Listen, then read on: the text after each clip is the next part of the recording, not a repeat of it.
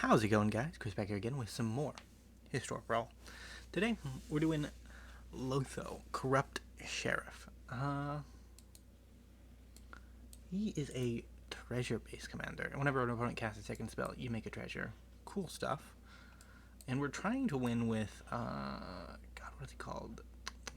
It's a Revel and Riches. Revel and Riches. That's the plan. Will it work? I don't know. We will see, though. It's going to be a while before our opponent casts 2 or more spells in a turn, but they're Lures of the Dream Den, so they are probably going to cast 2 spells at some point in the game.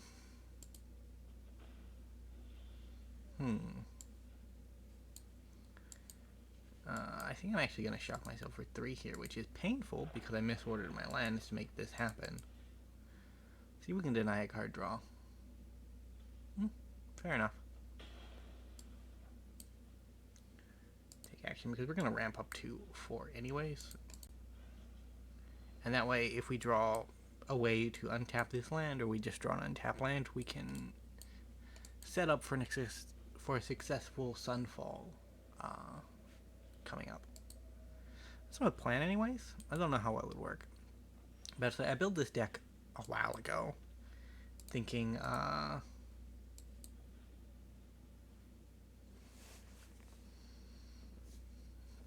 that it'd be a kind of fun thing to do, and the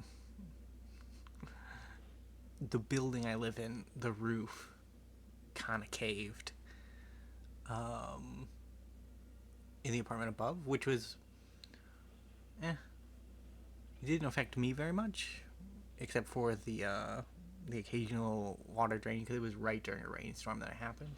It's an older building. I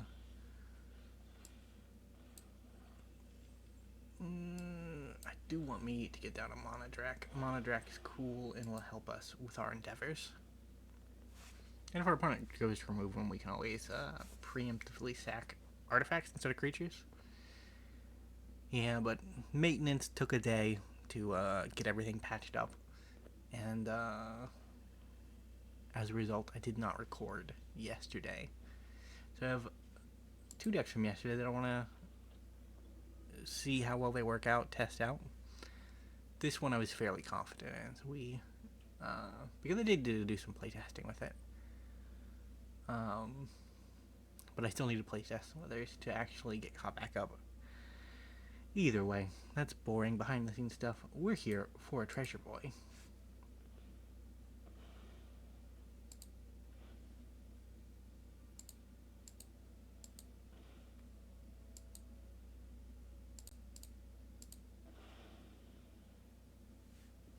Opponent, can you double down?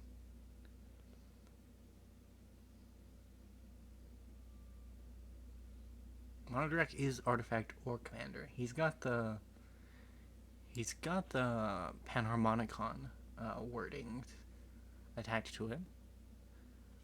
I don't know, it's been given to white since Panharmonicon, right? Like creatures and artifacts being an option. It's supposed to storm again, but I think everything should be fine because it's not supposed to for another day or 2.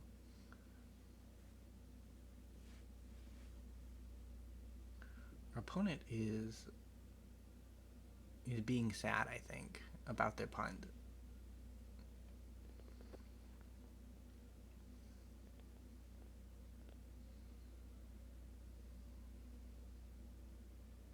They might be roping us, if we're being honest, but I don't think so. I think they're trying to decide on whether or not to double down, because they more than likely have another removal spell at their disposal. Although it might be another sorcery speed. It might not line up correctly, right?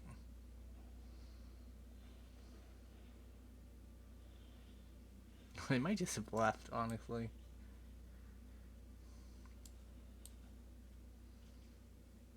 So I will make 6 1/1 flying spirits.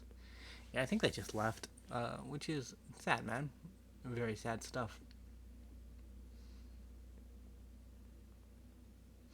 To be fair, they were at a bit of a critical juncture, and they did accidentally 2-for-1 themselves. So that is always very sad. It's always very sad. Not a legitimate reason for roping, but very sad, right? Like there's an emotional beat there that can be understood.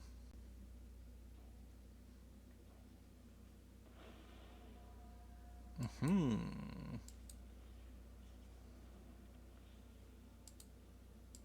Go swinging.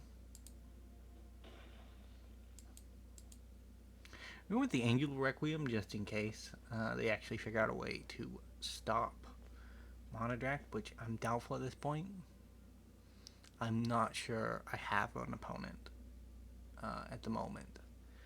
I feel like maybe I don't, and the end result is just going to be me and my spirits beating down. Hey, no, we have an opponent. We have an opponent. I really need to put Command Tower into my deck building base, but it would be weird because if we use the deck building base to help smooth out our mana bases, right? It'd be weird having a one color deck that just has a Command Tower in it, right? Like that's got to be weird. Neat stuff, opponent. Neat stuff.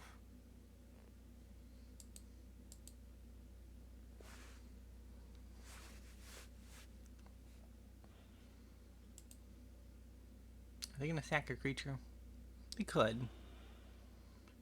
Decline.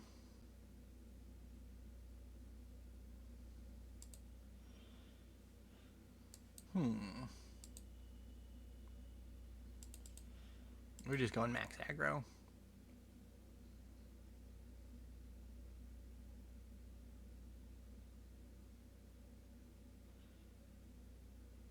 Because it doesn't look like they have enough flyers to actually prevent the Spirit Wind.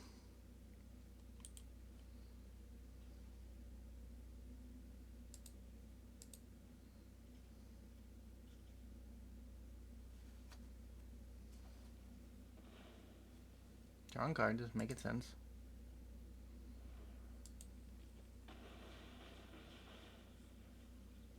That's a 2-turn clock. Get down old Lotho, corrupted Sheriff.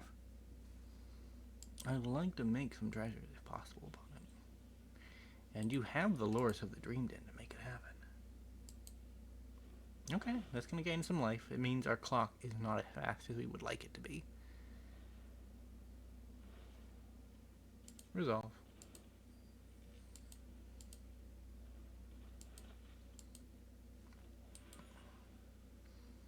Sunfall counts all exiled creatures, but I don't know if...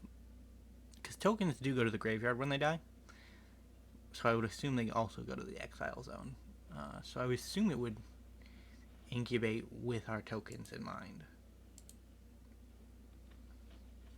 That'll be cycle, tap, cool stuff, cool stuff.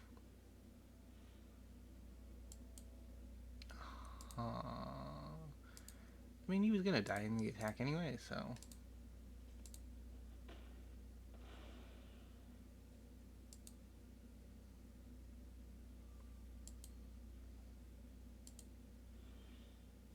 Elena the Dusk Rose.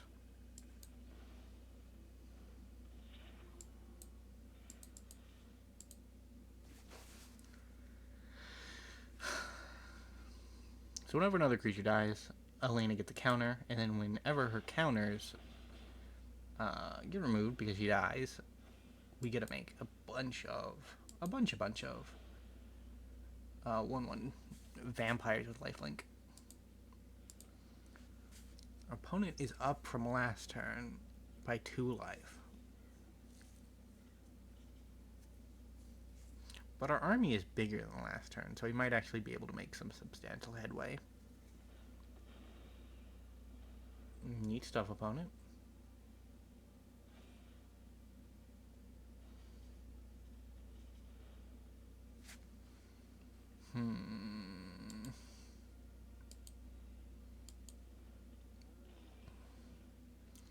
Are we gonna Thraben Inspector again? Make another clue? Start drawing some cards? It's gonna be nigh impossible to get to 50 at this juncture.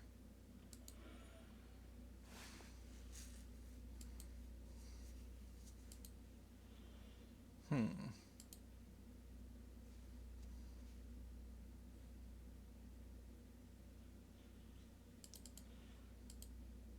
don't think Elena's gonna die.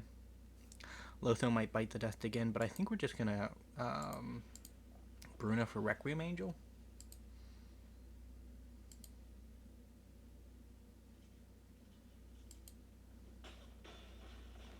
Yeah, Lotho bites the dust again.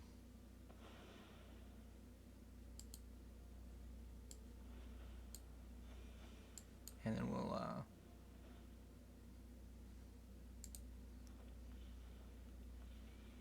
increase the chances of our survival. So they need an exile-based Wrath to survive. Neat stuff, opponent. Well, that was actually kind of sneakily powerful. I didn't consider him as a decent commander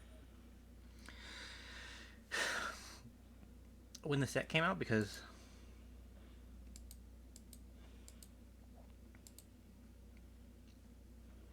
he's kind of not as flashy in Historic Brawl as he would be in Commander. Like, you get 2 additional opportunities to create treasures and lose life, and you have more life to play with, so...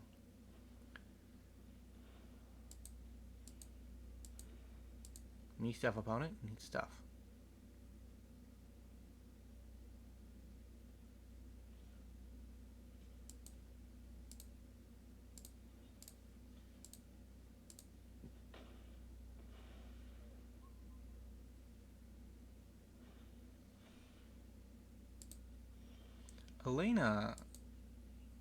Elena got big quick.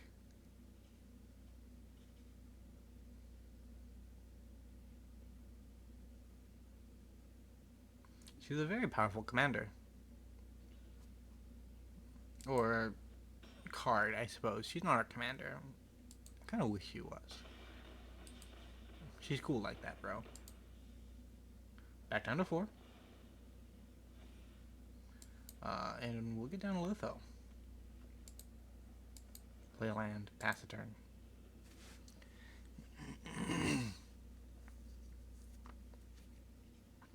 If they go to exile Elena, we can just mana drag her to get the tokens.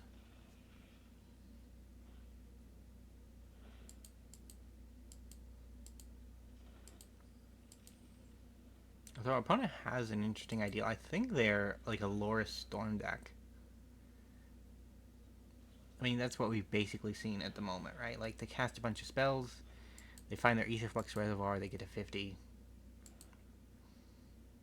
But I don't think it's going to be enough at the moment to achieve said lofty goal. Well, GG, opponent. I don't see a way they can stop this.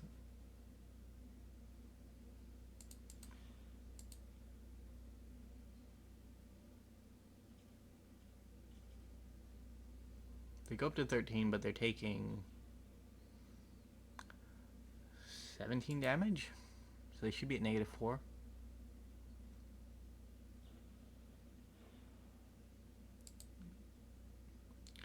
There's actually a negative reaction for them because they only go up to 12 now. Oh god. -15. I was way off base. Surprisingly. Quick math, man. Quick math is hard. But I say, a while back I was talking about the new anthologies, and that's because the anthologies were spoiling, right? And I thought, you know, while we're doing upkeep stuff, making sure that things, all the I's and T's are dotted, right? Like, dotted and crossed, I suppose would be the proper phrase for it. Yeah, we can wait around for a bit because the new anthology will come out, and that way we'll have some new toys to play with. But they just haven't come out yet. I don't know when they're supposed to come out. I should probably look that up and know at least a little bit about when that would happen, but for some reason it's completely crossed my mind, or completely left my mind. We'll keep this. I basically want to keep a hand if it has the 2 colors of mana to create my commander, because the quicker I get him down, the better off I am. At least in theory. Burnished Hart is always something I love to see in my opening hand too, so I'm glad you showed up, friend. But to say, he was first printed very shortly after I started playing Magic, so I have fond memories of him. I did try to put him in a deck. I did not know how constructed Magic worked back then, and he's not a 60 card commander, not a 60 card, not commander, playable card. He's not playable in 60 card formats is basically it. Because you can't take your turn 3 and turn 4 off. That is the height of insanity. Yeah, we'll lose her all. Aha. I think we'll start with Glissa. Or Gisela. Because she has first strike, right? So, although I really am cautious of Calyx because his ability to copy an enchantment is pretty broken. If it's played right?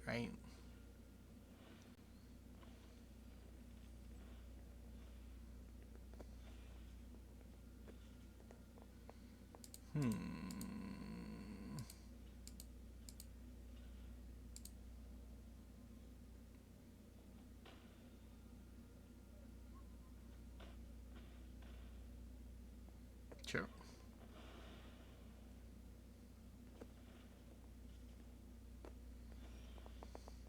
It's crazy stuff, bro. Anyway, down I go.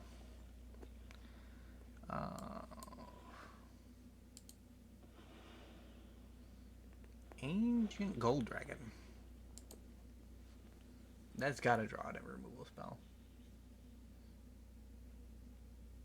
Obscene. Draw 3 in your upkeep, like that's disgusting stuff.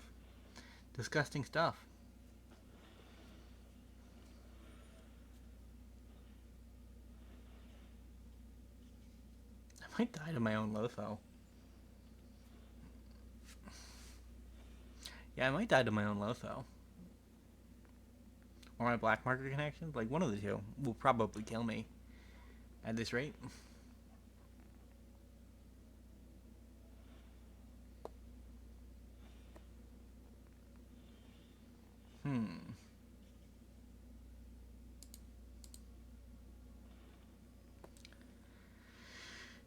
Oh, I think we need to get rid of Calyx if possible. It wasn't possible. Neat stuff.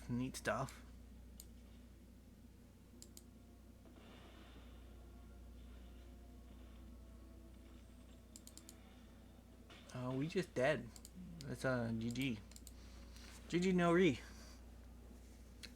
Our opponent has successfully killed us. Calyx in the Sky does it with ease.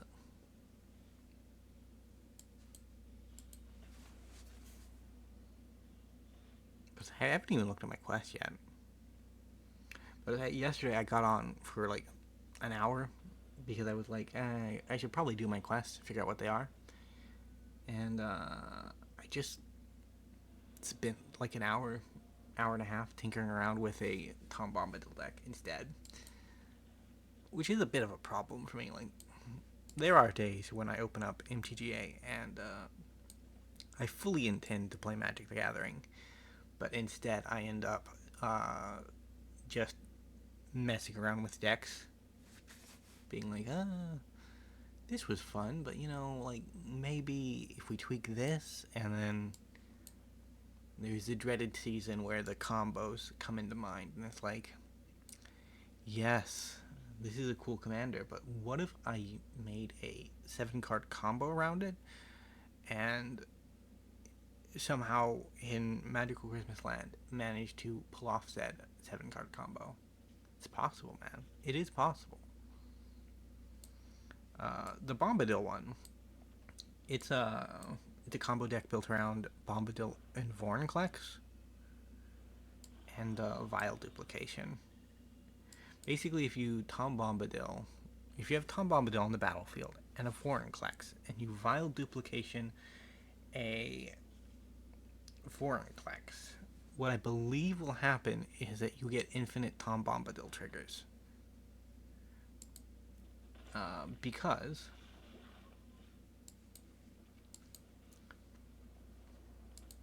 Commander's never going to live with Jury, so we might as well send him to the grave.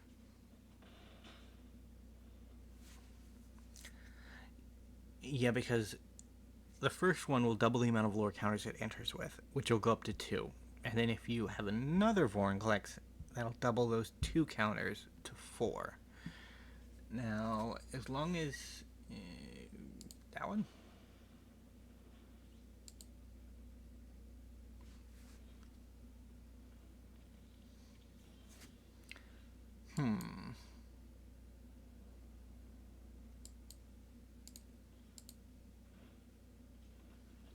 Make a token. Root. Well, I think we go with a Mana Rock. The only way they're going to remove the Mana Rock is with the Haywire Might. So it's definitive bait, man, because I definitely have better things to do. Definitely. Like, I have a Halo Fountain, I have a Sworn Legion. Crazy stuff, man. Crazy stuff.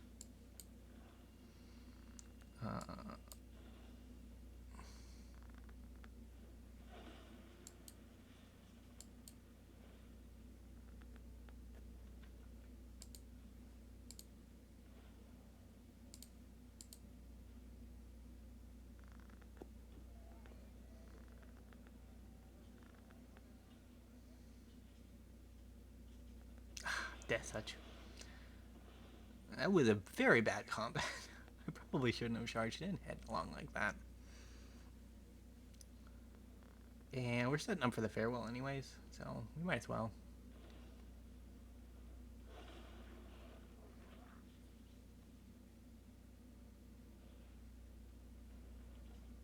Oh, but this is going to be a magical farewell.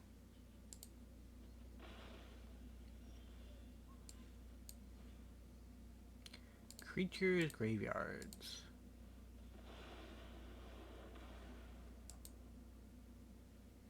Opponent? I have an isolated chapel.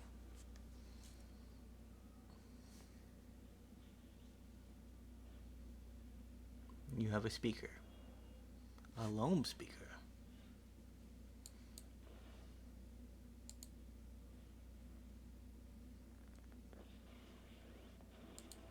That just happens to be a treasure.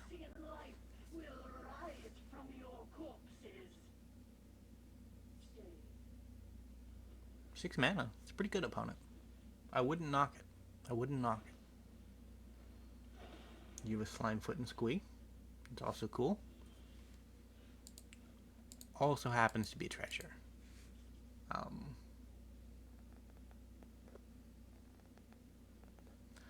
Then we'll play a Tessa Karlov as a good blocker. And we'll end the turn there. There is utility for Tessa in the deck. I don't remember what it is. It's probably something to do with the Angel. Ethereal Absolution? Go get him, Tessa.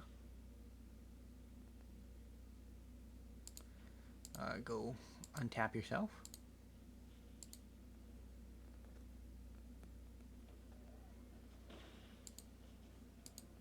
This was a fairly straightforward victory. Fairly straightforward.